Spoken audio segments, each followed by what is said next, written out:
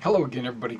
This is Mr. Everything, and I'm coming at you with a unique video today. We're talking about Arena Commander version 0.9. This is basically it's a tutorial for you pilots out there that have not played or aren't familiar with what updates there are. So what I've done is I brought up the PDF manual of the Pilot's Guide version 0.9. And it's got some beautiful graphics like what you see right here, but it's also got some pretty cool information in it and a little bit of background. So let's just go ahead. I'm just going to go page by page. There's about 30 pages, and we'll see if we can't get this done in just 15 minutes or so. Here we go. Okay, we got a cover page here by Tristan Blair. I don't know if you're a Wing Commander fan, but you remember Colonel Blair. Okay, well, moving on. He's basically just saying, it's all good. And then, of course, you got your table of contents. Now, I wanted to point a couple of things out in the table of contents. So, of course, you got the getting started. Basically, it tells you what kind of matches they are and how you enter your friend code. And in the game modes, we actually have Battle Royale, Capture the Core, Squadron Battle, the Classic Race, a Vandal Swarm, Co-op, and Drone. And then they explain the different types of Vandal that you will see in the match. And you'll also see the heroes that appear every 3 rounds, right? And then you got Baron von Duel. And then you got your teammates, you got your Vixen and Warlord, and then it talks about the AI, how it's changed. Your combat visor, how it's a little bit different. Your targeting pane, your augmented HUD, your fixed heads up. It talks about your gun cross and how it is no longer, how it can track and how you have fixed guns. We got the UI colors, which have changed a little bit. Then we got our preset layouts for our control schemes, depending on which one you're using. I am using the X55. And then we have Thorn's all the Galaxy ships. Well, these aren't all the Galaxy ships, obviously. These are the ships that are playable in Arena Commander. Okay, so let's move on to the next page. We got getting started. Okay, you launch Star Citizen, and you can either take the helmet off the pedestal, but you don't have to do that. You could just press escape and go straight into launch Arena Commander without even getting in your ship, if that's what you wanted to do. If you do that, it'll ask you what kind of ship that you want to use, and then that's the ship you've got. Whoops, I went too far. And then, okay. If you've been given a match ID, enter it here to join a private match. Okay, multiplayer. I'm not sure exactly how you get your match ID. I guess we'll figure that out. Drone sim. That's when you're fighting against AI. Arenas, and then a public match, blah, blah, blah, and then a private match. Da, da, da, da, da. Okay. Private match is where you would play with your friends, I am assuming. You enter your friend's code and you put it in there and you hit match and everything, and then you should be able to join a private game. Moving on. Okay, game modes. Battle Royale. Basically, it's a timed battle. It's a free-for-all, and you can shoot anybody, doesn't matter. It's just basically whoever gets the most kills. And then Capture the Core, which it's just like Capture the Flag. It's usually 4 versus 4. And Squadron Battle, which should be a team-based 4 versus 4. And then it's based on how many kills your team has received. Okay, moving on. Classic Race.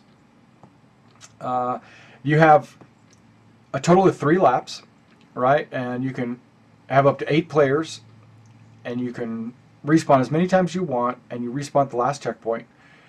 No weapons are going to work, and you can race with any ship that you have in your hangar. It does not mean that you can join the race and be in an M50. Too bad, you have to own the M50. Vandal Swarm, Co-op. Okay, there's 15 waves. Every 3rd wave is an elite. In the drone sim, you're going to have 2 AIs.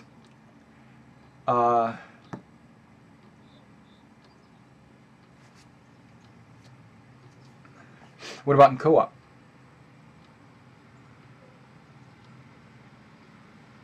It doesn't say. Okay.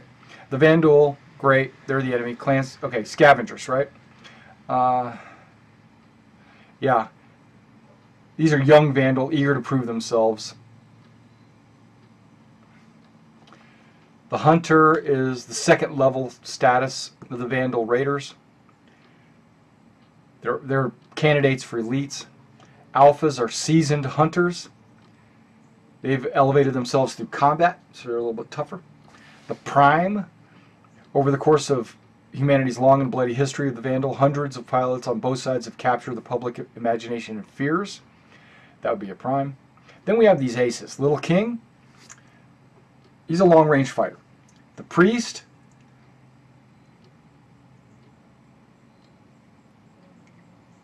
brutal close-range fighting style. Bloodhound,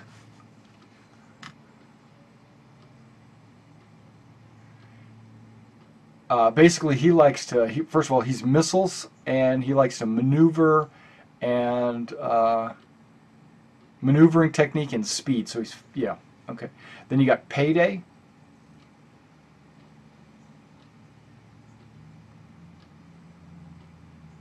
And you can read these. Reaper, whoops, Reaper.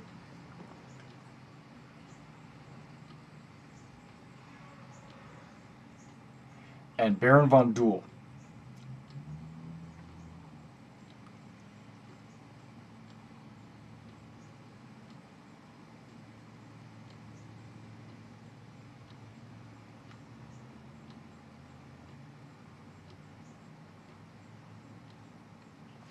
All right, and then we go to Vandal Swarm teammates. You got Vixen and what they do, and Warlord and what he does. Then you also have Free Flight. And then, of course, you got to have your requisite advertisements. And then in your cockpit, you got a UI components, and you'll notice there's been quite a few differences, okay? Of course, you've got your enemy displayed here and there, and then you got your friendlies here, and then you got your radar down there. That's all you'll notice in the slider for your speed, and you got your comm stab, G-Safe, and all that's right there. You'll notice that, and then you'll see the wave number at the top and the time. Okay, and how many respawns you have left. It shows right there. Okay, fix heads up interchangeable status displays. That's these guys down here. And then the trans-directional awareness system. Basically, this is telling you if they're above you or below you or to the left of you or to the right of you. So it would make it a lot easier for you to turn and get on target. Then you have the combat visor interface. That's pretty much displayed on the inside of your helmet. And you got the enemy information, and you got your friendly ship information. Now up here you got your moderate damage, critical damage, and then of course things will be missing. And then you've got your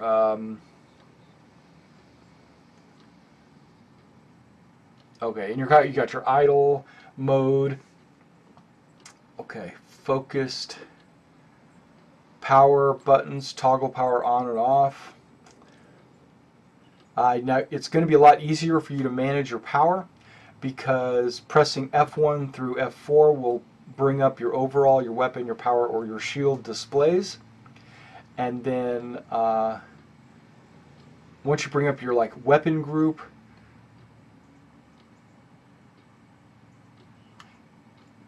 it doesn't really say gun of the group, it can be small box hunters. Usually what I do is I use the arrow buttons, and then I just hit enter for it to assign to what key I want to press, group 1, 2, or 3, to fire those weapons. Okay, moving down, we've got the power management. Now you've got your group 1 up here is your weapons, 2 is your shields and avionics, and 3 is your engine and maneuvering. So depending on where this dot is located in your triangle will determine how much energy is going to those departments. And you also have that listed here: guns, shields, maneuvering. And how much energy do you want in guns, how much energy do you want in shields, how much do you want in maneuvering. And this Red line tells you that you don't have enough power for that area. It doesn't mean you can't do it. It just means you're doing it underpowered. And then this shows the green line's like the minimum to make sure that it is powered. Okay. You got your highlighted boxes are going to be now green. A yellow lightning bolt indicates that it's low on power, possibly because it's in the red area or something. Okay, shield management display. You're going to be able to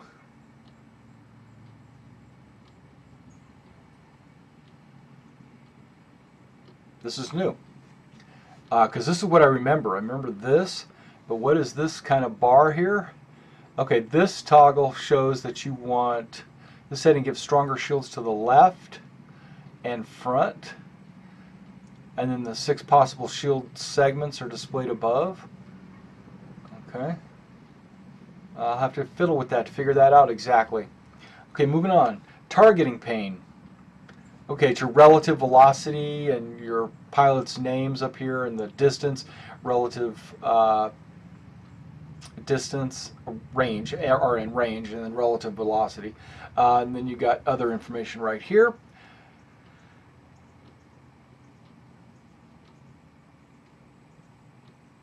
And if you have them targeted, to quick target them, you can just press delete plus the target number from, press delete from the numpad, and then the target number to select the target. Moving on, Augmented HUD. HUD. Okay, you have an unscanned contact as a hex. And then you got a scanned contact is a very pinpoint circle. And then we got it focused is going to be the big circle around it, which basically means you're focusing on that target. And then locked, of course, will have that doop, doop, doop, doop sound, and then it'll also have the little circle locking onto it. And then when it locks, it'll stay locked until it gets out of your front arc.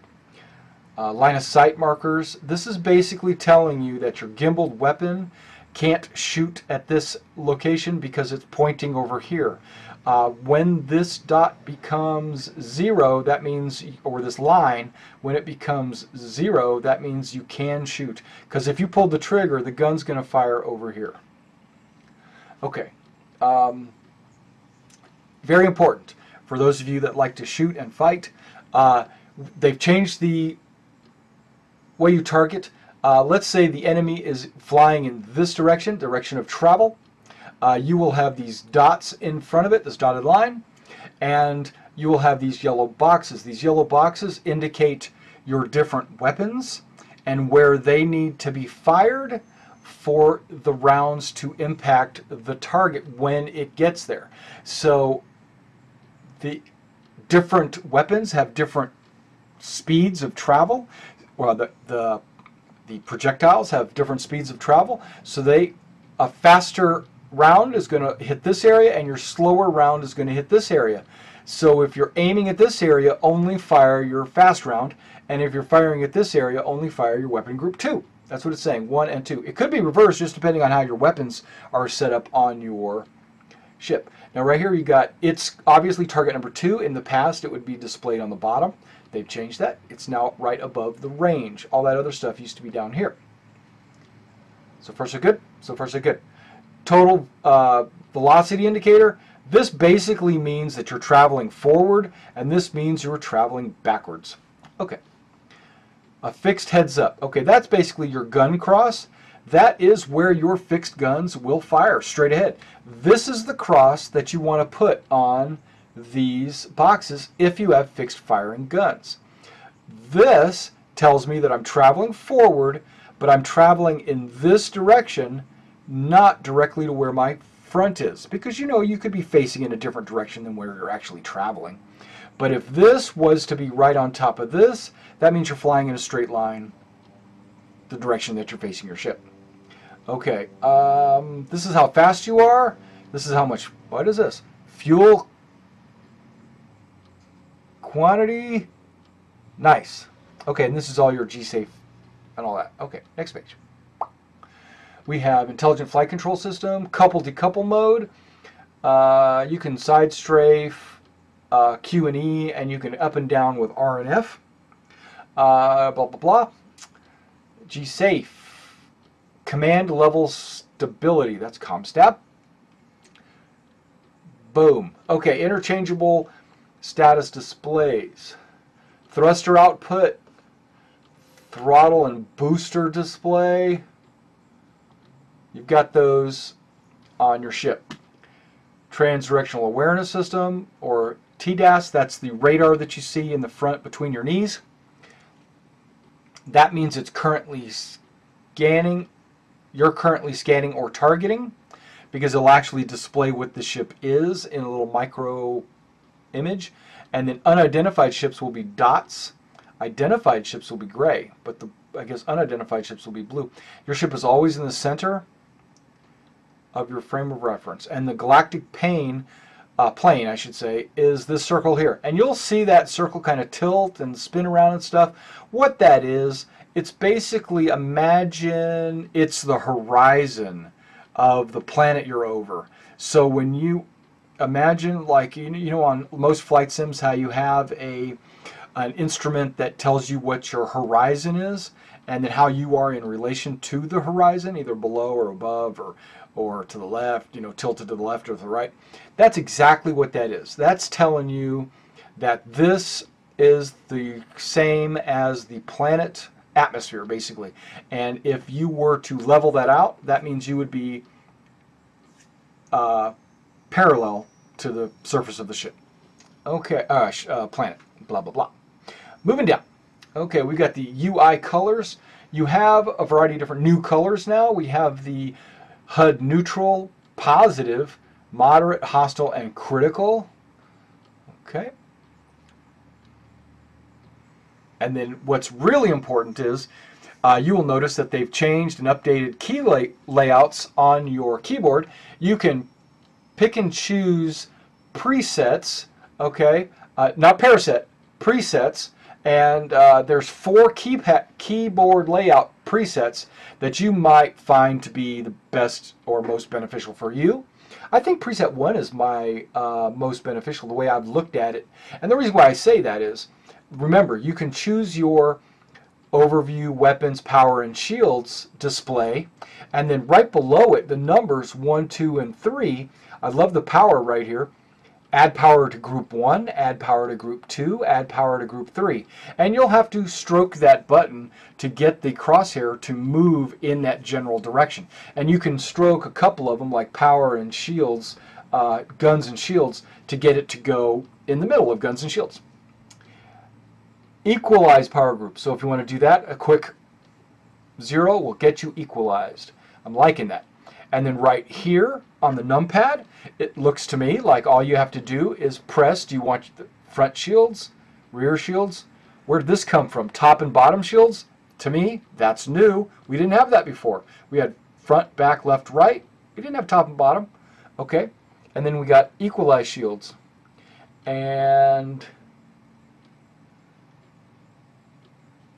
boost, G-Safe, ComStab. So you don't have to, and decouple couple is down there in control, which I prefer because it just makes it easier for me to fly that way.